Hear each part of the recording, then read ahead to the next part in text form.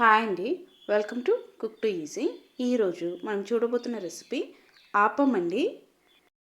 రండి ఈ ఆపం రెసిపీ ఎలా చేయాలి, ప్రాసెస్ ఏంటి అన్నది చూసిస్తాం. ఇడ్లీ రైస్ వచ్చి 1 కప్పు కావాలండి. కొత్త బియ్యం వచ్చి 1 కప్పు, మినపప్పు వచ్చి 1/2 కప్పు, మెంతులు వచ్చి 1 టీ స్పూన్ కావాలండి. ఇవి అన్నీ మనం తీసుకొని నానబెట్టుకోవాలి. మనం తీసుకున్న ఈ బియ్యం, మెంతులు, మినపప్పు అన్నిని శుభ్రంగా కడిగేసి అన్నిటినీ కలిపి ఒక గిన్నెలో వేసి నీళ్ళు పోసి 4 గంటలు నానబెట్టుకోవాలండి. 4 గంటల తర్వాత మనం పిండి అనేది రుబ్బుకోవాలండి. ఫస్ట్ బియ్యం వేయకముందు 1 కప్పు అన్నంని వేసి మెత్తగా గ్రైండ్ చేసి తీసుకోవాలండి. వీలైన వరకు ఈ పిండిని మీరు గ్రైండర్లో రుబ్బితే సాఫ్ట్గా మనకు ఆపం అనేది వస్తుంది. చూడండి, వీడియోలో చూపించినట్టు ఇంత మెత్తగా మనం అన్నంని రుబ్బి తీసుకోవాలి. ఇప్పుడు ఈ అన్నంతో పాటు మనం ఆల్రెడీ నానబెట్టి పెట్టుకున్న బియ్యం, పప్పులు, మెంతులు అన్నీ వేసి రుబ్బుకోవాలండి. చూడండి, వీడియోలో చూపించినట్టు మెత్తగా రుబ్బుకోండి. ఈ పిండిని 14 అవర్స్ మనం వదిలేయాలి.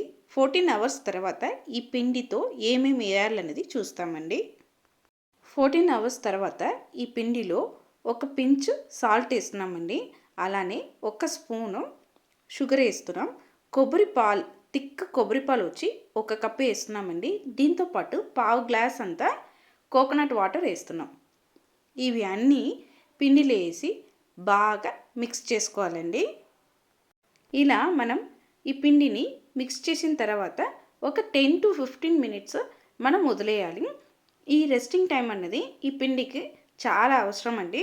15 మినిట్స్ తర్వాత మనం ఈ పిండితో సూపర్గా ఆపం ఎలా రెడీ చేయాలనేది చూస్తాం. 15 మినిట్స్ తర్వాత అండి, పొయ్యి మీద ఆపకడాయి పెట్టండి. ఇది మనకు అన్ని సూపర్ మార్కెట్స్లో ఆన్లైన్లో అవైలబుల్ ఉందండి. ఇప్పుడు ఈ ఆపకడాయిలో మనం రెడీ చేసి పెట్టుకున్న పిండి నుంచి 1.5 గరిటె పిండి వేసి వీడియోలో చూపించినట్టు సైడ్ అన్నిటికీ వచ్చినట్టు ఇలా తిప్పుకోవాలి. ఇలా తిప్పిన తర్వాత మనం మూత పెట్టేసి పొయ్యిని సిమ్లో పెట్టేసి ఒక 3 to 5 మినిట్స్ మనం సిమ్ నుంచి మీడియం ఫ్లేమ్లో దీన్ని బాగా కుక్ చేసి తీసుకోవాలండి. ఇలా మనం కుక్ చేసి తీసుకున్నామంటే మనకు ఆపం అనేది సూపర్గా రెడీ అయిపోతుంది. ఆపం చేయడానికి ఈ పిండి బేస్ అండి. మనకు ఈ పిండి చేయడం వచ్చా అంటే రకరకాల ఆపం మనం చేయొచ్చు. కీమా ఆపం, ఎగ్ ఆపం, అలానే వెజ్ కీమా ఆపం, వెజ్ ఆమ్లెట్ ఆపం అని రకరకాలు చేయొచ్చండి. చూడండి, ఒక 4 to 5 మినిట్స్ తర్వాత మనకు ఆపం అనేది సూపర్గా వచ్చింది. ఇలా మీరు తీసారంటే సూపర్గా వచ్చేస్తుంది. అంతే అండి, వేడి వేడిగా ఆపం అనేది సూపర్గా మనకు రెడీ అయిపోయింది.